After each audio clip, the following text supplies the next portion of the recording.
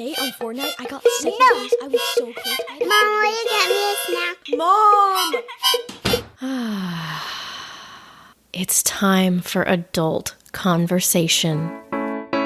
With me, your host, Brandy Ferner.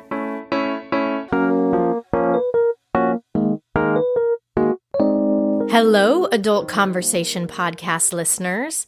I have a lengthy lead-in for today's episode, so I won't say much up front, except that the goal of this episode is to give a voice to mothers who don't have full custody or even a majority of the custody of their children, and to break down the stereotype that a non-custodial mother is unfit, an addict, or unstable. Prepare to have your mind expanded. Also to note, the universe has been giving me a lot of practice with imperfection lately, like it did in this episode when my luxurious mic that I'm using right now unknowingly got overridden by my stupid internal laptop mic. So my audio does not have the richness you've become accustomed to, but the good news is that my guest does, and she does most of the talking. On to the show.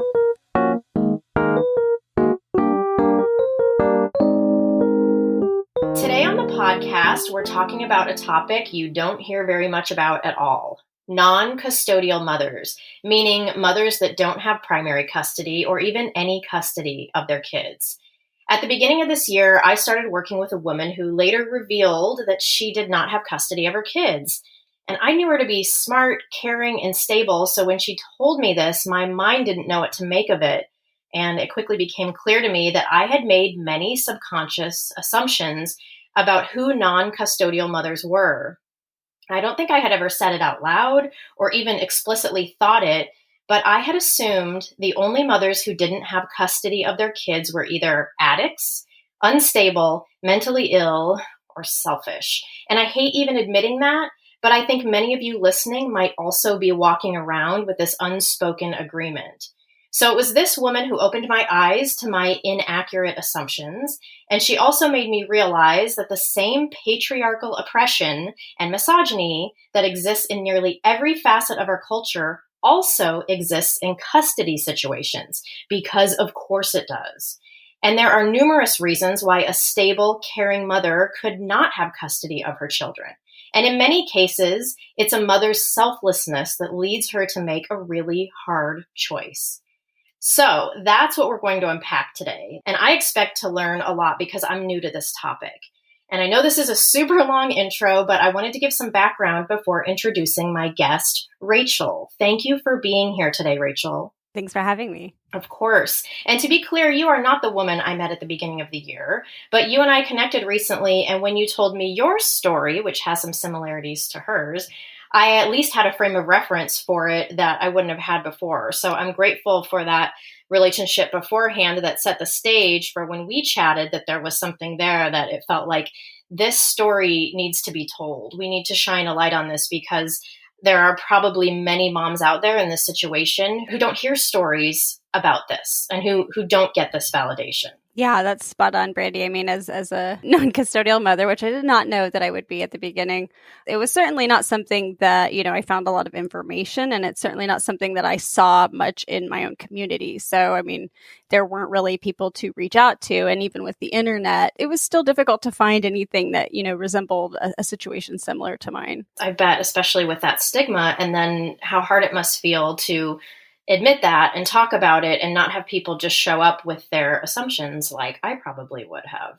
But so we have a lot to talk about today, and I'm really interested in everything that you have to say. But first, what do the listeners need to know about you? Yeah, so I think something to preface what I'm about to talk about is, going into this, I was somebody who always wanted to be a mother. From when I was really young, I had jobs working in childcare. During college, I took parenting classes. I really did everything to prepare myself for this. So going through this, when you hear me going through these challenges, know that, I was somebody who thought I knew. I had taken every opportunity to learn, and I still had difficulties. I still had challenges. I was still brought to my knees at certain points. So I think it's just important to know that I am one of those people that I look back and say, why didn't I know that? How could I have not have seen that? And it's, one of those things I think to preface is that you can know everything and still be blindsided and still be thrown a curveball.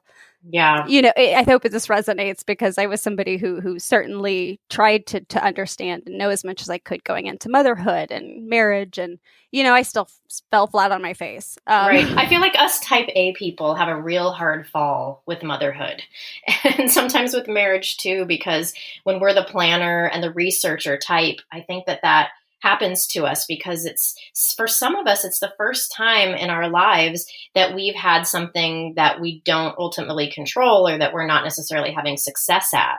And I think that fall can be pretty hard. Oh yeah, definitely. And you can plan a pretty picnic, but you can't predict the weather.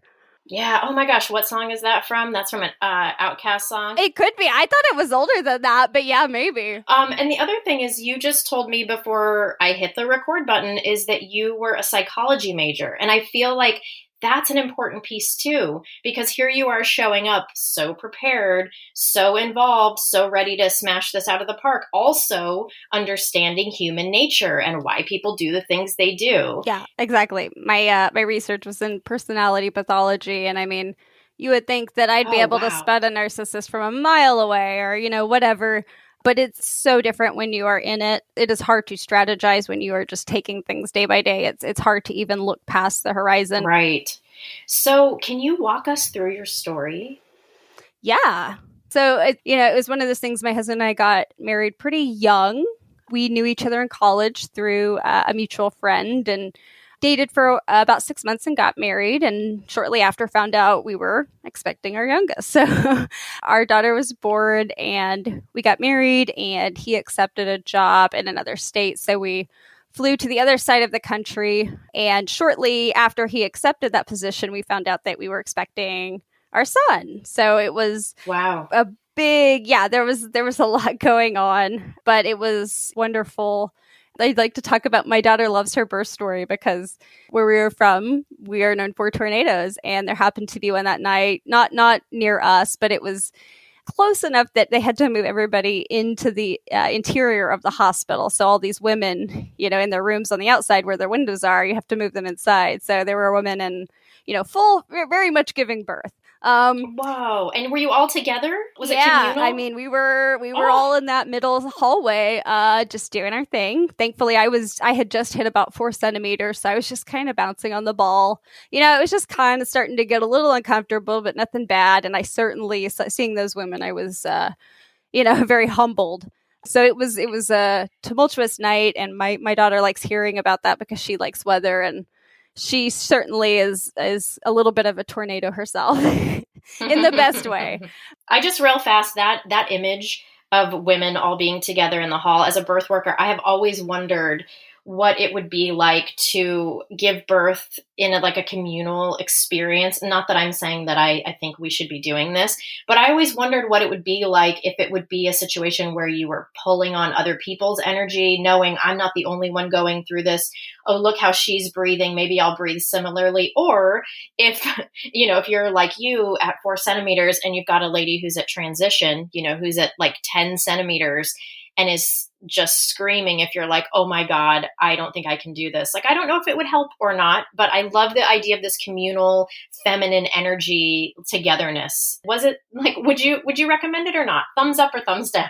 I mean, for those women, not recommend. I'm sure that was not part of their birth plan. And I would hate to put that on any woman because it never goes quite like you think it's going to. But it was definitely a very surreal moment, but it was definitely very humbling to see, women just doing that, and they're doing it regardless of the circumstances, like this baby's coming, tornado or not. Wow. Okay, so after having your kids, how did things evolve with your husband? And I'm curious too, because you have the background you have, what were some of the red flags that you first saw with him that maybe it wasn't until later that you realized, oh, those were red flags and at the time didn't look like it? What was that like? Oh, yeah. So I certainly did the analysis, the postmortem afterwards. And honestly, for him, the first red flag would have been controlling behavior and invasion of privacy. He went through my email one day. This was right before we had an engagement party. We had just gotten engaged, and I had left my email logged into his computer. And I guess he went through it and went through years of emails and found one where I had told him something different. And, he confronted me about it. That was one of them.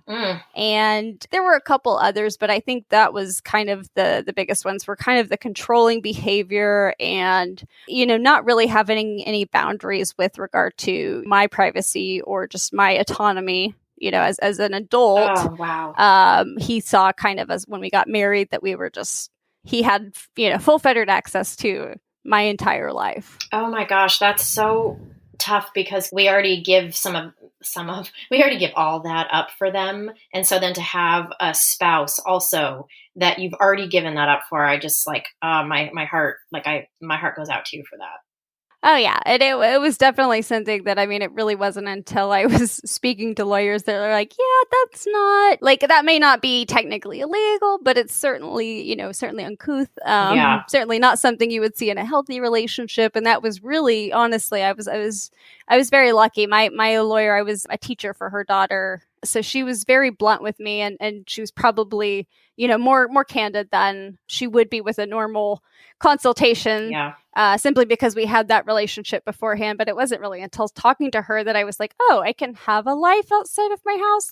Wow. Going to a concert with my friends, every, a couple times a year. That's not, I can do that. And she's like, yeah, you can, you were a person, you were a full person before the kids, how can it be expected that you're anything less after? And I know you brought it up on your podcast, but he was very much of the mind that he would go to work and bring home a paycheck. And then I was kind of to do everything else. Yeah. And kind of in addition to that, when we were getting engaged and talking about it, I was preparing for grad school. So I was studying for the GRE and I was doing my own research. And it was, very much assumed that would be put on hold. I was fine with that. I didn't want to be spreading myself thin. We were moving across the country, expecting a baby. I thought, I can hold off. It'll be there. But as the children got older and our plan was when they went back to school that I would have some more time and I could go back and get my degree. And then as that time approached, it kind of became more of well, I'll support you going back to school if you make as much money as I do. Or, it was kind of like these goalposts kept getting moved. And I was like, well, that's kind of a big one for me because I think you knew the type of person I was when you married me and you knew that I wasn't going to be Susie homemaker, barefoot, pregnant in the kitchen. So this was kind of a slap in the face. Yeah, it's like a bait and switch a little bit. I'll marry you as who you are, but then my expectations for you are really quite different. Oh yeah, and when I look back, I definitely see some of these themes in his family of low self-esteem and not necessarily trapping, but trying to get what they want, even if that hurts, the other person, using guilt, using shame to keep them going. And it's, it was one of those things. Yeah. I look back and I'm like, I should have known, but I can't expect that of myself to know everything. No, absolutely not. Well, so what was the thing? What ended your marriage? What was the reason for the break that catapulted you into our topic?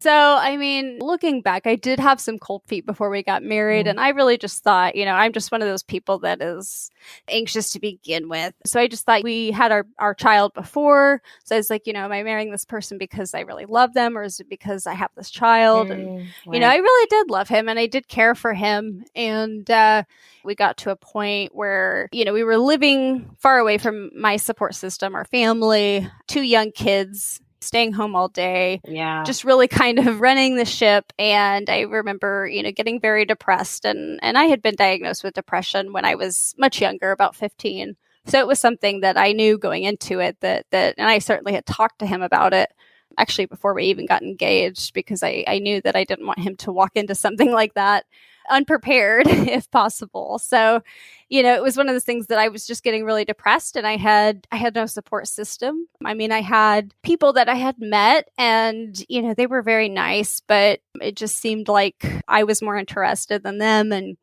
kind of looking back now, I realized that most of those women, because I was thinking, I was like, what is it? Is it something about me? And then, I just really thought about it and I realized, those women are from around here. They have their support system. They don't need friends like I need friends. Right. So that was kind of the turning point. And I remember getting like very depressed, like suicidal thoughts. I spent so many days sitting in our recliner, just looking out the window and just like, I'm here, the kids are there running around, but I'm just like not there. Yes. And so I told my husband, and I was like, something's off. I think we need to go to couples counseling. And he was like, well, everything's fine for me. So, I think this is your problem. You need to fix it. And it was one of those things that, at that point I had been sending some risque messages to somebody. We had never like met up or anything, but it was somebody local. So I had told him about that. Yeah. And that kind of brought it to a head. And we had these discussions. And so I went to counseling and essentially was told that I needed to either take a class at the local community college or join a book club. Oh my gosh. Apparently I had a lot of intellectual energy that was not being used. And it was my own demise there. So that was helpful, but of course did not fix the problem. So no, oh my God, a book club and a class does not change the fact that you gave up who you were in so many facets. I mean, it's like, I'm not surprised, and yet I just still, whenever I hear about these kinds of stories, I'm just like, how do we let this happen? And I don't mean you, I don't mean the person going through it. I just feel like as a society, anytime a mom is like, I don't know if I can do this anymore, having suicidal thoughts, like not herself, her life is completely different. And we're not like, oh, I mean, I don't want to say it's obvious, but it's like, oh, this is a big picture thing. This isn't like you're broken. This experience is somewhat broken, but then we put it on the mom, and that just breaks my heart anyway. Oh, yeah. And I mean, even going into that, I went to my doctor and got on antidepressants. And it's always amazing to me as somebody, that comes from a background in psychology, is that we're so quick to push antidepressants, yet therapy is really where, medicine is good, but you really need that long term. You need those coping skills that therapy give you. Totally. And I totally get the medicine route too. I've been in situations in my life where I've just been so desperate for something, whether it's health related or sanity related, where it's like, I need to do something quick in order to feel better. So then I can do the next level, which is maybe like therapy. So I can see why people would do the antidepressants to get themselves back on track, to even have enough bandwidth to maybe do the therapy. Oh, yeah. And I mean, I remember, when I finally decided to get on antidepressants, it was, my husband had taken a job in another city. So for about 2 months, I was with the kids kind of by myself for most of the week, him coming back on weekends. And I remember we're getting the house ready to sell. And I was like in the kitchen cleaning the cabinets, and I just like started crying because I just realized how much work there was to be done, and knowing that I was going to be the one that had to do it. And all while having 2 kids to care for and paying bills and getting doctor's appointments. All of that was like, I need something to level this out until things get a little more stable. But yeah, we went a couple of years, my husband and I, we moved, and I started working again, and I really enjoyed it. I finally got to meet some people, make some friends. Yeah. I got to meet my best friend, who I just love and who has been, really a rock for me throughout all of this. But really, it kind of all came to a head. So my husband had suffered a sudden cardiac arrest at the age of 32. Oh, wow. Just out of the blue. So I called the ambulance and they came, and thankfully they got there in time. And he was in a coma for a few days. Thankfully, he came out of it, and he's 90 to 95% rehabilitated, but it was several weeks in the hospital, several months of rehabilitation. And it was during that time in the hospital that it was kind of like the universe shaking me and being like, wake up, look at this. When you're on your deathbed, the relationship you're in and how you feel, like when you have to answer for all of this, how are you going to feel about that? And it was really then that I realized something's going to change. Yes. I don't know what it is, but I had a lot of time to sit in the hospital, and I just thought about, what was important to me, and I reprioritized what I was going to spend my time on. I realized during that time, I was keeping the house going, and one of my biggest fears was that I wouldn't actually be able to do it. But even when he was in the hospital, I was still, I did it. Like I had been doing it the whole time. So you got like a little preview of single motherhood in a way. Yeah. And it was like, I can do this. I've actually been doing this. And then I realized that I actually kind of preferred it because I knew that I was going to have to do everything. Yeah. And I didn't have to rely on this other person because a lot of issues we had were me asking him to help out, especially when I went back to work, sitting him down saying, I can't do everything that I've been doing while I've stayed home. I just remember like the laundry and being like, if you see the laundry in the dryer, you can certainly take it out and fold it. Right. And he's just like, well, just, you just have to tell me. And I'm like, well, do you not see that actually doesn't take anything off my plate now? It just adds another. So it was, when he was gone, it was easier because I didn't have to remind anybody. I just knew that I was going to have to do it. And that kind of took another step out of it that I didn't have to do. Yeah. So it was like, okay, obviously him being in the hospital, I had no problem helping him. I actually really enjoyed being able to help him in that time, certainly his time of most need. This is a tough question. And I'm just so curious. How did you rectify, like he went through this event and I'm just like, I'm putting myself in your shoes and I'm thinking everything you're saying about having the preview of single motherhood and also having the wake up call. That's like, am I awake in my life? What life do I really want to be living? But then how do you rectify, or what were those complicated feelings that I imagine you must have had when you're like, okay, my husband almost died here. He's trying to get back to normal. And I'm sitting here thinking about how I'm going to leave him. How did you hold on to two things, which is like sticking up for yourself and advocating for yourself and all that you deserve and that you should have the autonomy to make your own choices. But then also the timing is so shitty. I would imagine that it was like, how was your mind going back and forth in an argument like the whole time, your judge and your victim in your head, I have to leave, you shouldn't leave, all of this stuff that we go through in our head. What was that like? A lot of it was like, of course, what are people going to think? Right. I think it was really just I listened to the voice that had been there the whole time, and I had just kind of been muffling, and I had just kind of been saying, like, not right now. And I think that was really the moment that I was like, you don't get any other time. Wow. This is it. So, like, if you want to make the most of it, there's going to be it's probably going to be the harder thing. I've never been one to shy away from the harder thing. I've always been willing to go there because I understand how precious life is and we only get one go round. And I knew that however it was going to go, I wanted to make sure that I had a say in it because ultimately I was going to have to be the one to answer for it. Wow. And I wanted to do that for my kids too. I wanted to show them, hey, you don't ever have to stay in a shitty situation. You don't ever have to stay with somebody that doesn't treat you well. You always have the option. And if I have to walk the walk, that's what I'm willing to do. So what was that like when you brought this to him? And did you very quickly see that he was going to make this a living hell for you? Or how long did it take until you noticed that? So actually the night before his medical event happened, I had been looking for marriage counselors, and I didn't actually realize that until I was going through my history one day, and I was like, oh my God, that was literally the night before. Oh, wow. And so of course I had all these irrational, like, did I do this to him? Right. Like, did I, I really did. I was like, oh my gosh, did I cause him stress that could have caused? But once he got rehabilitated, got back to work, I was really kind of examining his behavior after this event, because for me, this was such a wake up. But for him, it seemed he was just kind of ambivalent about it. I mean, it was pretty amazing. His family had dropped everything to come help him. And I'm just thinking, like, if that were to happen to them, he would not do that. There's no way this guy would drop everything to go fly out and help somebody for who knows how long. And it was just, I just saw how little appreciation he had for his family. And I thought, how can I expect anything more than that? That's how he treats the women in his family. Is it really any surprise? So, once he was rehabilitated and back to work, I sat him down and said, I would like a divorce. And he did not want a divorce. So he brought up let's go to therapy. And I said, okay, I'm willing to go to therapy, but considering, I've been trying to get you to go for years, I want you to make the effort. I want you to find a therapist, and I want you to set up the first appointment. Good for you. It's like, that will show me that you are invested.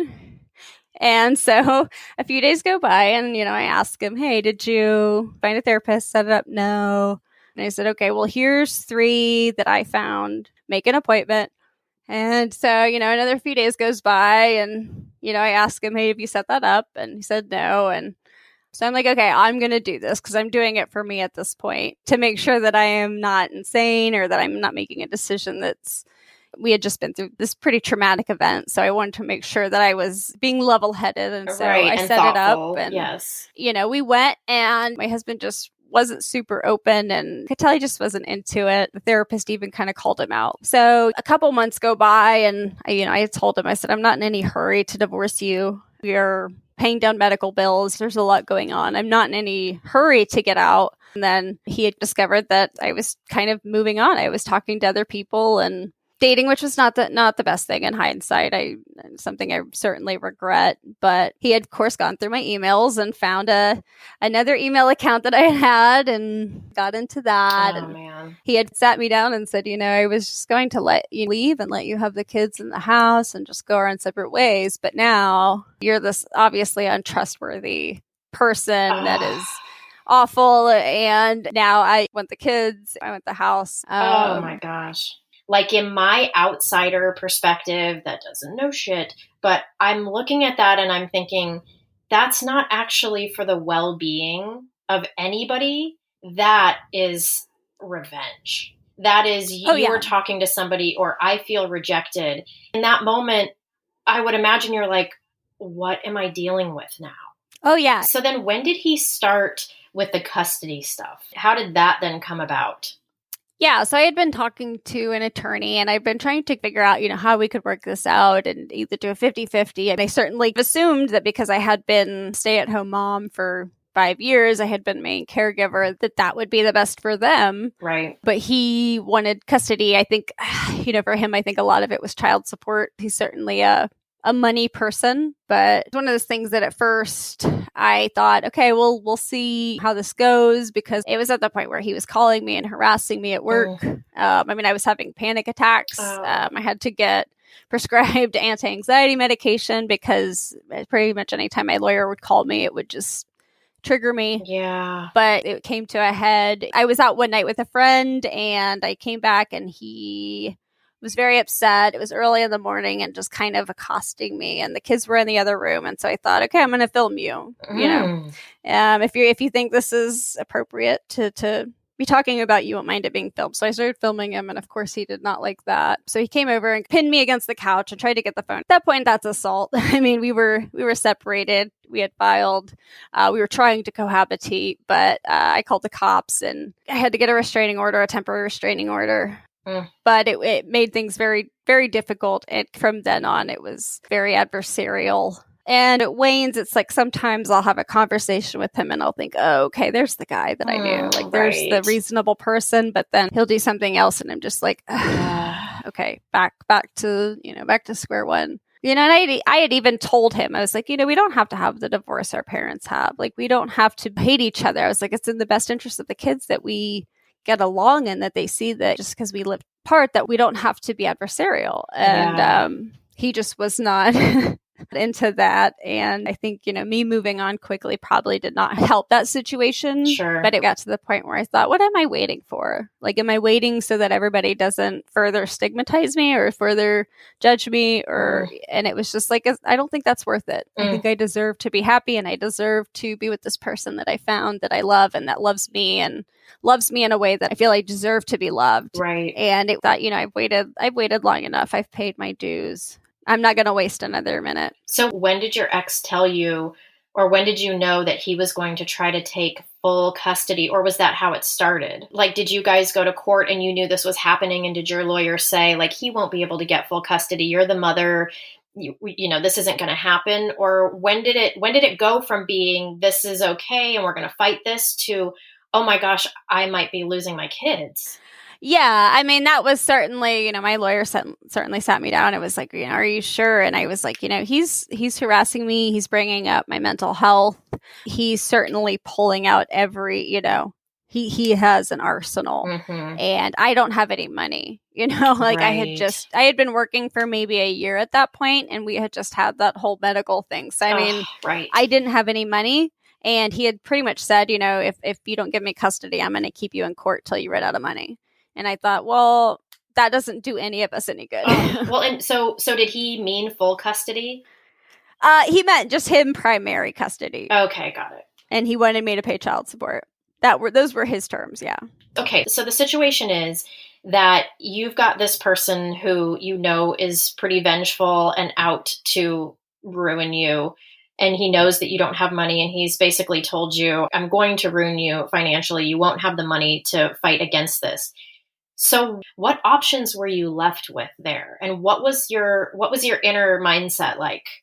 I mean, my options were essentially I would max out every credit card I had. The gist of it was I was able to afford a 2-bedroom apartment. Even my ex said, if he'll use that against me, because he can afford a 3-bedroom house. I couldn't afford an apartment in the school district that the kids lived in. So that didn't help me either. And we did mediation, and he had tried to phrase it like, well, I'm willing to give you a break so you can start your career. Like he was doing me a favor, even though I had been very insistent that I wanted to keep being in their lives at the same capacity I'd always had, that was what was best for them. Right. And it just kind of got to the point where I thought, okay, I'm going to be up against this person for who knows how long. Like, even if I did get custody, this is somebody that I feel like is just going to keep me in court. Any infraction is going to be magnified and used against me. And, I really just kind of had a heart-to-heart with my attorney. And he said, that's smart thinking. Because even if you do get custody, what's that co-parenting relationship going to be like if this person's even more adversarial?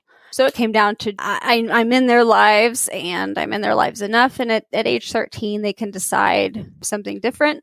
But I realized how much time and energy would be spent on it. And I saw that it would probably drain me as a person, and it would drain me financially.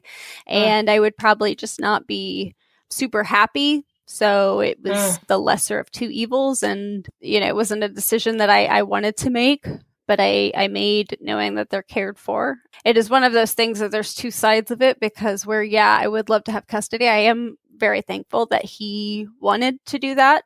I'm very thankful that he stepped up to do that, which is not the case for a lot of people. So I'm certainly thankful for that, but it's certainly not what what I had planned for my life, and certainly not optimal. But real fast, with your lawyer saying, that's smart thinking. So I can understand that the left brain was like, this makes the most sense on paper, because you're gonna be dragged in court, and you're gonna have no money, and you're gonna be a shell of a person from the emotional nature of all of this. Why put yourself through that? But then the other side, like, were you freaking out inside thinking, what if I don't have custody of my kids? Like, I'm losing my kids. Were you beside yourself about that? Or had you moved to the more analytical, logical thinking, even if it was a protective measure? But how did you handle that? I feel like this is, I hate to say it, but this is a lot of mom's worst nightmare coming true. And so you're living in it. And so what was the emotional feeling side of that? And how did you handle that? It's so much. Yeah, it was a lot. Thankfully I had a very good support system. I had a good sounding board, and I had some people that just, even my mother. I mean, my mother and I got much closer after this, because she had also, my parents divorced, and not for kind of some similar reasons, but that was a different time. And she was very kind of blindsided too by this. She's like, back in my day, you just, the mom's got custody. You just filled out some paperwork, and that was that. You figured out child support. And so she said this was just totally different. And I was like, the tender years doctrine is no longer kind of adhered to in the courts. It's a different, if it's it's just a different ballgame. But I definitely was freaking out. I mean, there were months, and I do it. I mean, it's the hardest. My husband knows this. Like, when the kids visit, usually the day before they leave, and for 3 or 4 days after, I am just kind of inconsolable. And it's the longing for them, but it's also the injustice of kind of the whole situation that, I'm not in their life, not because I don't want to be, but because, because I can't, because of somebody who resigned themselves to a position that sees me as an adversary, or, are unable to mother in the capacity that they believe is mothering, which is unrealistic to begin with. But yeah, it was certainly difficult, and I did. And a lot of it was the stigma. Right. Of course. It's like, yeah, what are people going to think? People are going to think I'm unfit or that I can't care for my children. But at the end of the day, I just realized I don't really care what other people think. I care what my kids think. I care what my family thinks, and they know what is going on, and they know the type of person I am, and I'm always there for them. So as long as I'm doing that, then that's kind of my barometer of how I'm doing, as a mother. So how was your ex able to, in the court proceedings, or when you guys started that whole thing, before you'd made your choice to, like, I'm not gonna just go through all this, and let this person bully me and take all my money. How was he painting the situation with the courts? What was he saying about you that wasn't true? What was all of that like to go through?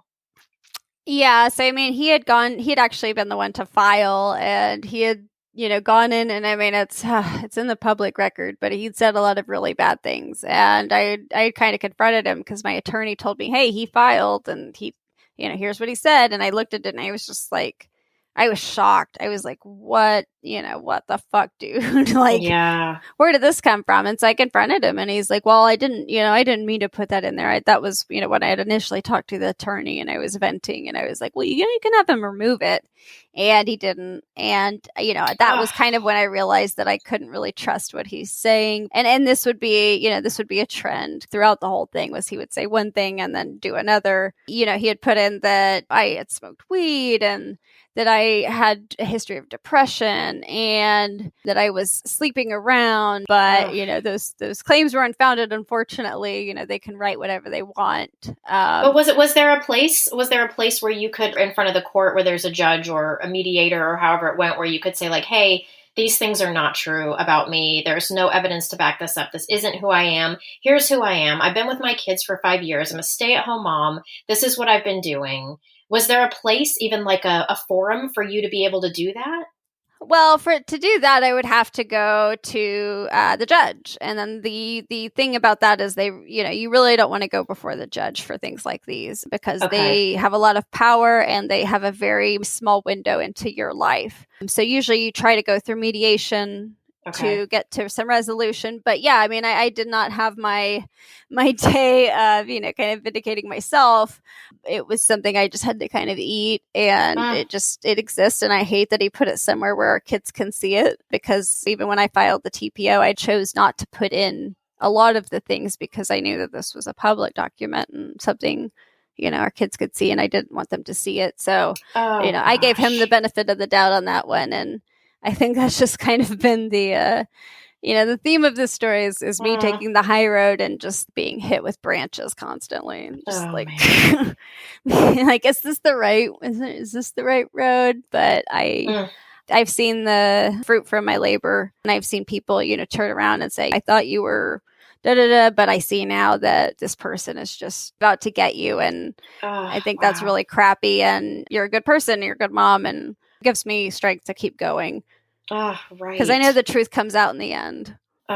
So what was the custody agreement? How did that, when you finally were like, okay, we're going to do this your way, because I don't have the resources to fight this, and it's not fair that I'm in this position, but fuck, I have to make this choice I never wanted to make. What did the agreement end up being in terms of custody? So we did about 60-40, and who was the 60? You or him? Him. Okay. He was the 60, so they could stay in their school district, which I felt good about, and that was kind of my ultimate decisioning for, letting him have custody, was that would be one less change for them.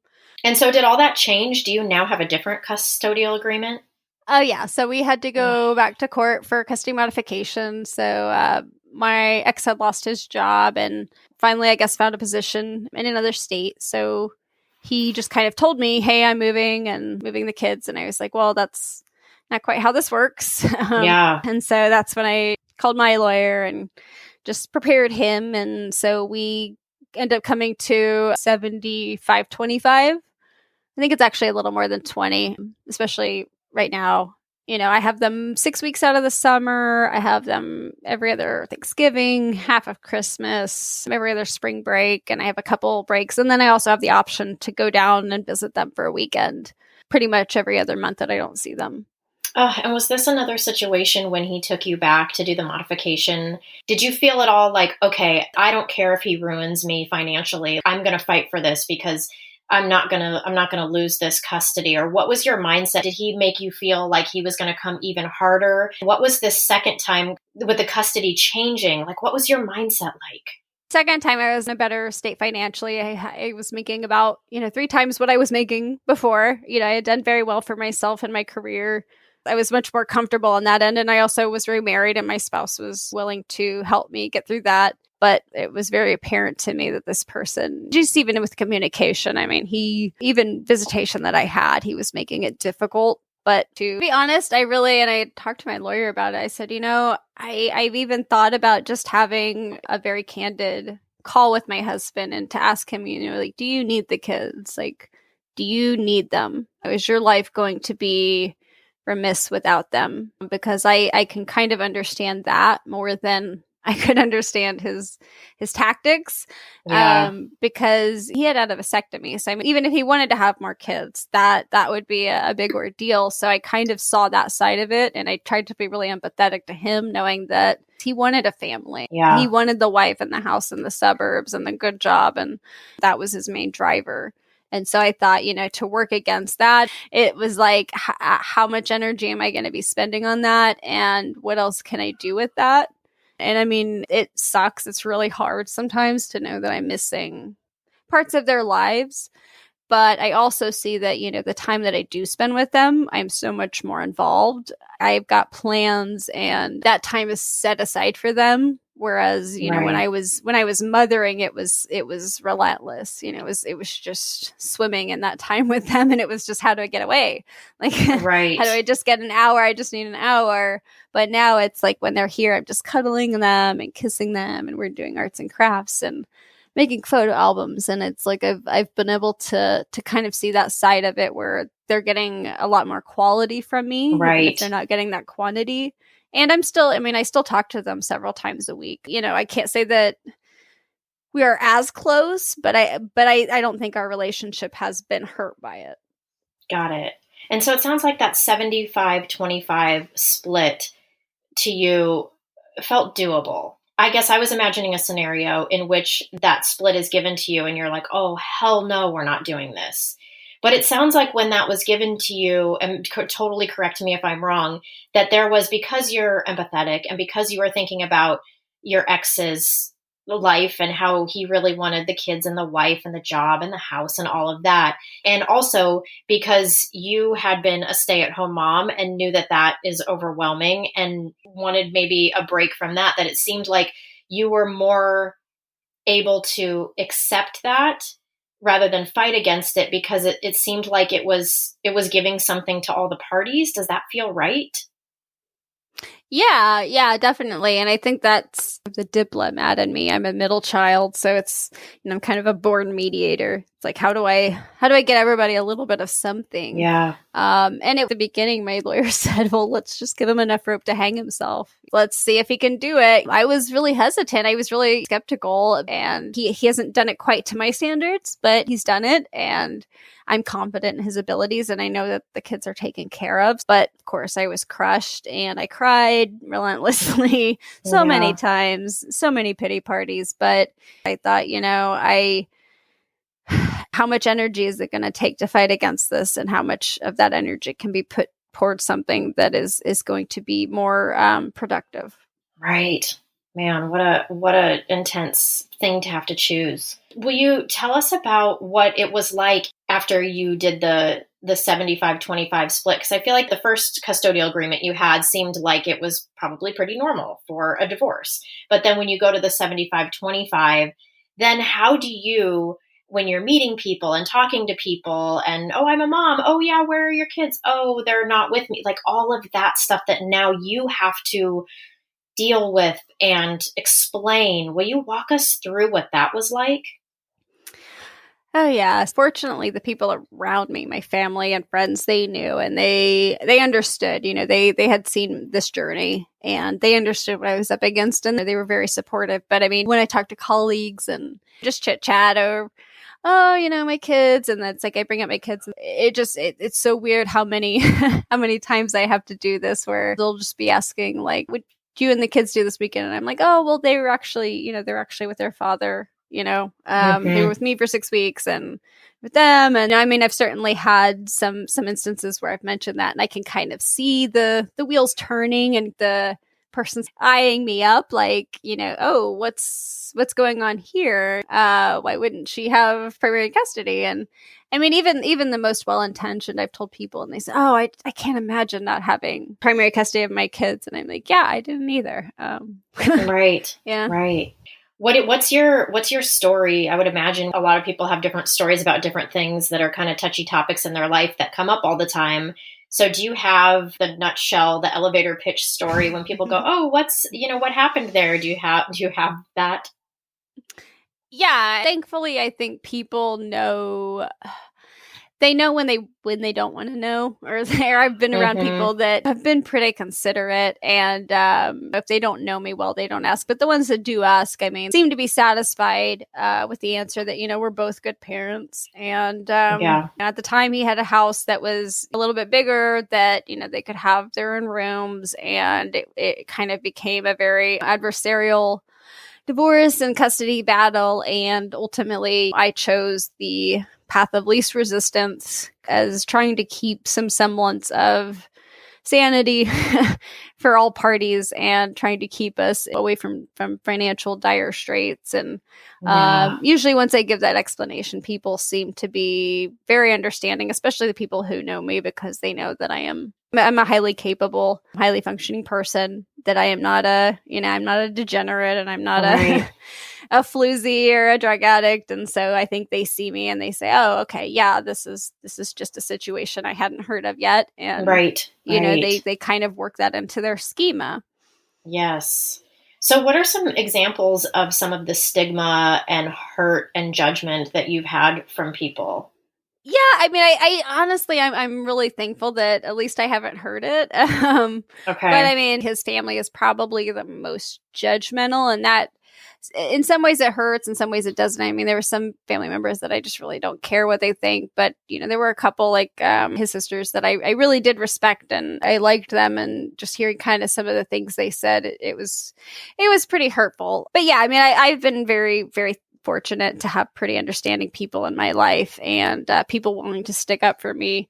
But I mean, I had the same thoughts, before all of this, that, a non-custodial mother would be, somebody who's on drugs, or somebody that was, mentally ill and just, incapacitated, or, unfit, unable, or didn't want to have their kids. But there are certainly so many other scenarios, especially when you look at the family law system. It is not perfect. Yo, I bet. And the lack of safety net too, that you're talking about, which I know a lot of women are in this situation where if you give up your career and you stay at home with your kids, and then you find yourself needing a divorce, you have no financial resources if your spouse is not going to be compassionate or just neutral at the very least. And so how would you even fight something if somebody wanted to come at you like this, if your spouse wanted to come at you like this? So I think about all the moms who are in these situations where they're trying to fight for something and they don't have the means to do it. And they're having to choose,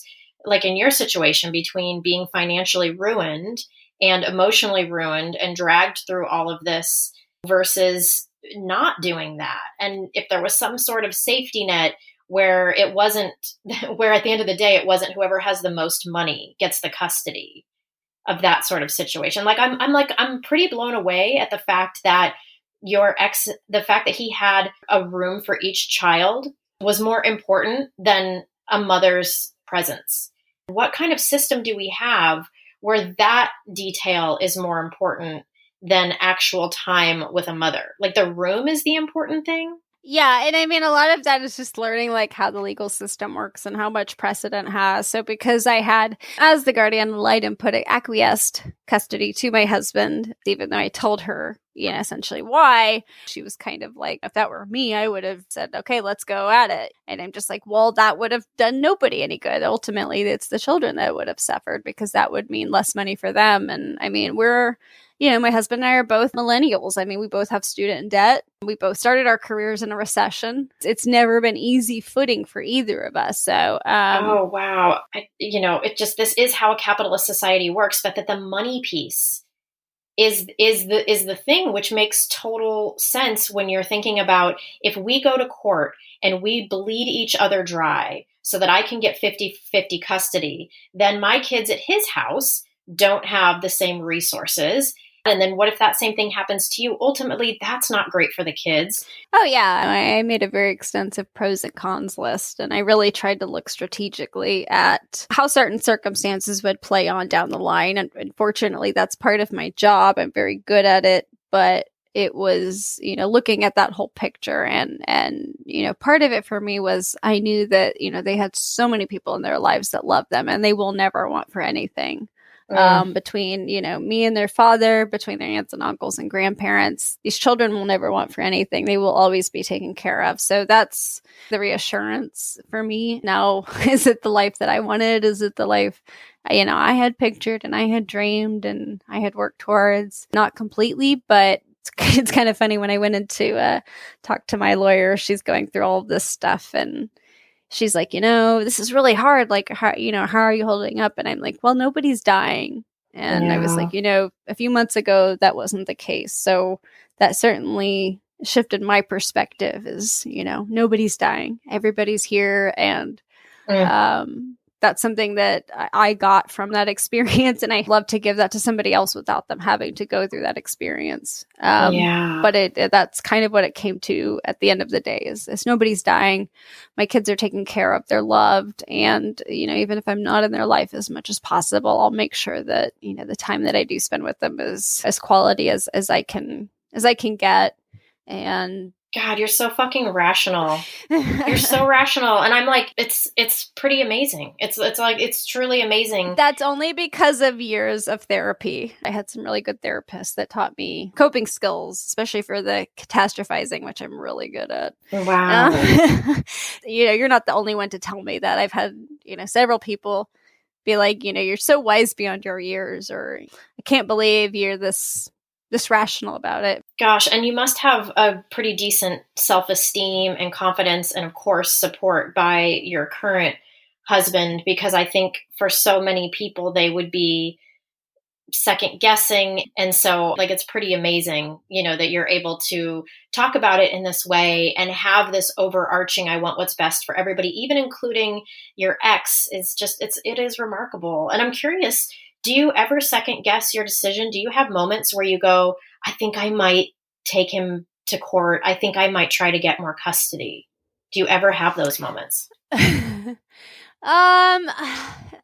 Every now and then. It's just, like I said, it's when the kids leave and I get that wave of injustice and that wound. I mean, I told my husband, and this is really insensitive because his father died when he was 18. So I always I'm like, but it feels like, it's like, oh, I almost wish not that they were dead, but I feel like that would be easier because I could grieve that loss. But right now, it's like I grieve that loss and then they come back and then that wound gets opened and then I have to grieve all over again. But I'm getting better at it. Like, now that I know what to expect, and my husband knows what to expect, he knows that the couple days after the kids leave that I'm gonna be a little moody. But my husband has been amazing, and honestly, I think he is the reason that I have handled this so well. I don't have my kids, but now I have a partner that gets it. It's like a true partner. And I don't, I don't second guess it at all. Wow, he's my ride or die. So do you have a plan for, and have you thought about how you will talk to your kids about this when they're old enough to ask questions? Do they ask questions? Like, how do you foresee a conversation like that going? Or have you already had it? What is that like with the kids? Do they ask you, why don't we live with you, mommy, or any of that kind of stuff? How do you handle that with the kids? Yeah, and honestly, that was the hardest part, especially, Yeah. they wanted to live with me and they were very vocal about it. And even though I know that they don't get to be the ultimate decision makers, I have to take that into account. And part of it was just how he went about it. I mean, he didn't really, he just kind of told them, hey, we're moving. And they were, of course, freaked out. But it's one of those things. I mean, we're pretty open about it. They know Yeah. that mom has a job, dad has a job, and fortunately they're in different states and they haven't really asked too much about it, but I'm certainly going to be open with them. I mean, to a certain degree. I mean, I do not want to vilify their father, and I won't, but I've certainly thought about it, but they haven't really asked any of the specifics. I mean, I think they both know that we both love them very much and we both want them to be with us, 100% of the time, but it's just not logistically possible. So they I think they're both old enough to kind of understand that. Right. But I think the best thing is that they have each other, and it makes that a little easier. Yes. And it's the hard thing too, which I'm sure you've thought about, is that the way that we adults experience something and the way that kids experience things can be totally different. So I can imagine the things that have gone through your mind and thinking about the questioning that they may have, even if they understand dad and mom work in different states. And so this is why we have to live with dad. And even if you're explaining to them the very rational reasons why this was the best thing for everybody, without saying because your dad would have taken all of my money and, left us all destitute or whatever, even if you're not saying all that stuff, but you're explaining it, it's like we don't get to know what the kids experience, like what they believe to be true about it. And I think that that's such a hard thing as a parent to want to have them understand it, like almost fast forward to when they're an adult and be able to have the adult conversation about it with them. Like, I need you to understand what was happening here. And it doesn't have anything to do with my love for you. In fact, it had to do with me wanting the best for you. But it's like that scary thing about parenting where we can't know what agreements our kids have made about that or what they assume to be true about something. And I'm curious, does that ever eat you alive? I feel like that would eat me alive, but I'm curious because you have such a rational take on this. Do things like that ever eat you alive about maybe assumptions that they're making that aren't correct? Or how do you handle that? Actually, I mean, now that you mentioned it, I really haven't. I mean, oh God, I just like planted the seed. Okay, let's just pretend I said none of that. I was really honest with them when it was all going on. I mean, as much as I could be, I did not want to turn them against their father in any way. So I had to really prepare my statement, so to speak. But honestly, they know that we both love them to death, and they have never really doubted it. So what would you say to other moms who are in your situation? Do you have any advice or validation for them?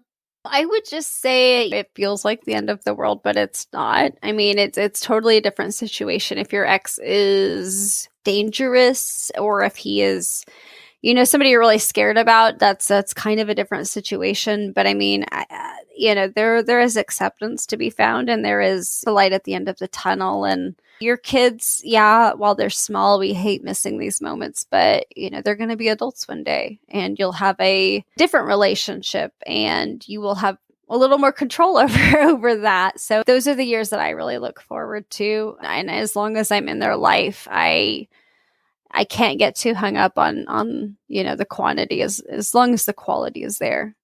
I love that, which is, maybe for other people in it is this way that you have about looking at it almost mathematically, but it's not about the quantity, it's about the quality.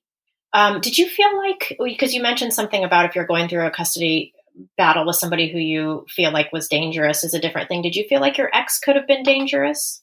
Yeah, he had physically assaulted me, verbally assaulted me, but it was one of the things he had never been violent with the kids. Yeah. And right. I didn't really see him. I mean, my lawyer talked about it and I said, honestly, I don't see him being violent to the kids. He loves those kids. Those kids are his world. But if he ever is, I'm certainly on guard and I will do what needs to be done. But I don't really have that fear for him. But I mean, it's certainly a whole different situation if you are, legitimately worried about that. Right. But even obviously worried about what he could possibly do to you for retribution, I mean, obviously that had to have had an effect on your choices, knowing that everything that you're choosing, like, what if this sets him off? What if this is a trigger, for something that is more violent or assaultive or something like that? I could imagine that's, even if it's not totally a conscious thought, but subconsciously, under the surface. Oh, yeah. And I mean, if there's anybody that's thinking of leaving an abusive spouse, I would say be very strategic. Plan accordingly. Do your research. Know what the resources are for you. Make a plan to be in a safe space and to isolate yourself, or go no contact. If you need to get a TPO, a temporary restraining order, temporary protective order, do that. Especially if they have guns and have right, made threats. That's certainly a case where you really need to be very careful. And I hate to say that, but really, really plan ahead and make an exit strategy. Right. Rachael, I so appreciate you opening up and giving us a peek into your situation in your life. I feel like it helps us redefine and be creative about a reimagining of the different ways that motherhood can look. I feel like that's one of the things that I like to do on this podcast, is talk about stories that aren't often told. And I appreciate you coming here and giving us another take on that. Because I know this is obviously like very vulnerable stuff and very personal. So I really, really appreciate it so much. And I appreciate you doing this work and giving an outlet for those voices, because if you're not looking, you really don't see them. And it's, of course, I'm not, exclaiming from the mountaintops, I'm a non-custodial mother, but I've come to realize that the more I talk about it, the less, less stigma there is. And the more I give people a chance to see that, I'm an example of a non-custodial mother, and I'm a good mother, and that those two are not mutually exclusive. And there is a lot of stigma and a lot of myths. And I think it's just, part of it is us catching up with times and just seeing how difficult all of this is too with the legal system. And that mother not being the custodial parent does not mean that she is unfit. Sometimes you have two parents who are very fit. Sometimes people just don't understand complexities. Yeah, right. At the very least, I feel like people listening to this today, I can imagine some of the listeners might be like, oh my gosh, I don't know that I would have done that. Or maybe I totally would have done that. Or thinking in this way, I hadn't even thought about that. I feel like there's probably going to be a lot of different thought processes around the things that we've talked about today, but you've given us a reason to take a pause and to check our agreements about non-custodial mothers. And for that, I'm really grateful, because I obviously saw firsthand how I had those agreements and assumptions, and that's not fair. There's a whole story that nobody could know when you meet somebody and you hear this. So I really love that maybe we're breaking a stereotype today. Yeah, and Brady, I had those same assumptions. Had you talked to me 5 years ago, I probably would have held those same assumptions. So I think, we're learning every day. And I think that's the beauty of giving people voices, is we get to see that human part of everybody's lives, that they're not displaying for everybody, but they exist. And I think that's very important.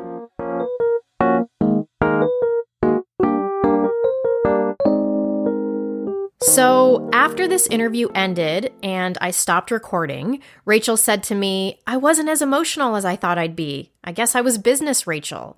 And I just wanted to acknowledge that, like with any vulnerable story we tell, we have various ways of telling them. I'm looking at you, birth stories. Sometimes we tell the clinical and logical version, and sometimes we tell the very emotional and downright painful version, or a mix of both. So I just want to honor the bravery that it takes to even share these stories at all, no matter which version is told, and no matter if we surprise ourselves about who showed up that day. Also, Rachael shared with me an article about non-custodial mothers, and in it there was a quote that I found really interesting. It says, "When a father is non-custodial, we picture this guy who is working really hard and just doesn't have the time to raise his children on his own. He is noble and kind and pays his child support on time.